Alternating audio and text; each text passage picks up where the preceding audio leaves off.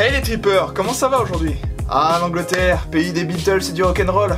Leur cabine téléphonique et leur bus rouge, c'est aussi un magnifique temps en... temps pluvieux toute l'année. Mais bon, ça reste quand même le premier Eldorado où tout jeune français veut découvrir une nouvelle culture, apprendre l'anglais. Enfin bref, laissez-moi vous présenter mon expérience sur ce pays qui était bien loin de mon imagination. J'ai choisi la ville de Bristol, située sur la côte ouest de l'Angleterre.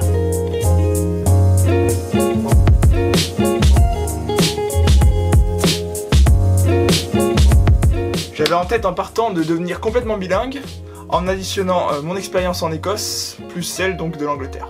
Dans cette nouvelle expérience, je n'étais pas tout seul, j'étais avec mon ami Lucas, de la chaîne Lucas nous dit, qui lui avait choisi la ville de Bristol pour passer ses 6 mois en Erasmus, donc du coup, j'avais un bon guide.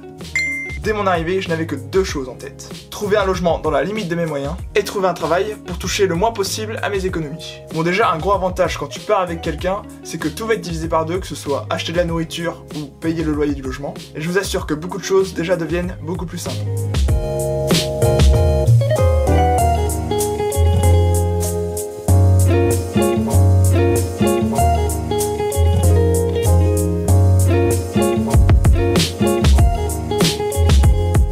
Logement, j'avais utilisé différents sites comme Gumtree, Easy Roommate ou Spare Room, mais j'ai très vite compris qu'à Bristol, tous les appartements et les studios, pour la plupart, sont réservés aux étudiants. Du coup, on a eu la chance de pouvoir compter sur l'ancienne famille d'accueil qui avait hébergé mon ami, mais en échange d'un loyer, évidemment.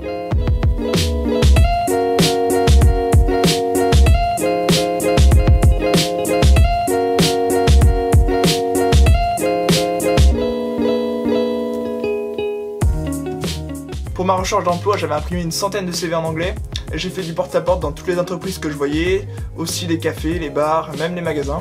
Comme premier travail, j'ai trouvé dans le centre-ville, dans un café. J'étais payé 6 livres de l'heure et c'était que des demi-journées.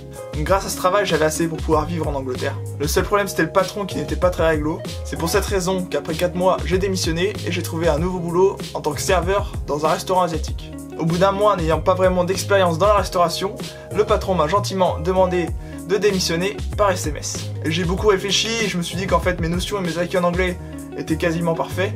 Donc du coup je me suis dit il vaut mieux que je rentre en France car je n'ai plus rien à faire ici.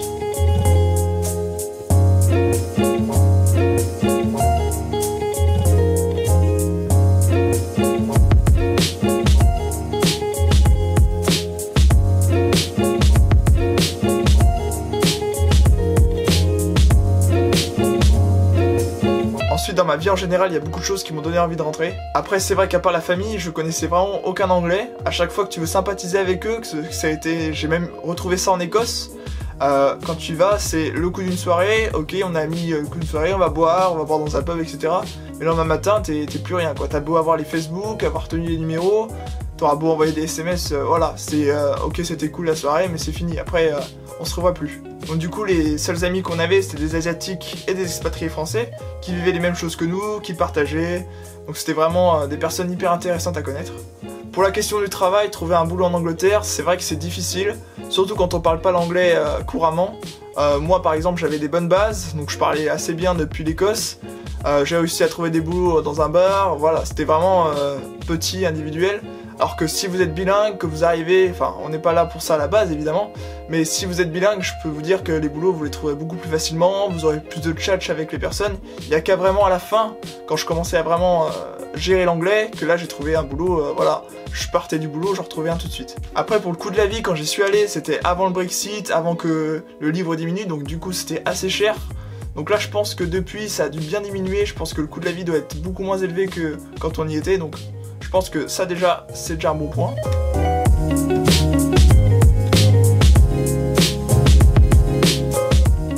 Bon après l'Angleterre ça reste toujours un beau pays à visiter, que ce soit Londres, Bristol, Birmingham, Manchester. Il y a toujours des choses à découvrir et c'est très atypique. Et comme on dit, les voyages forment l'avenir et j'ai beaucoup appris que ce soit sur la langue ou sur moi-même. Voilà, je vais terminer ma vidéo sur ces bonnes paroles. Si toi aussi t'as des questions ou une expérience en Angleterre à partager, eh bien mon cher tripper, la rubrique des commentaires est à toi. Mais surtout n'oublie pas de t'abonner et de laisser un petit like, ça fait plaisir. Allez, à la prochaine les trippers.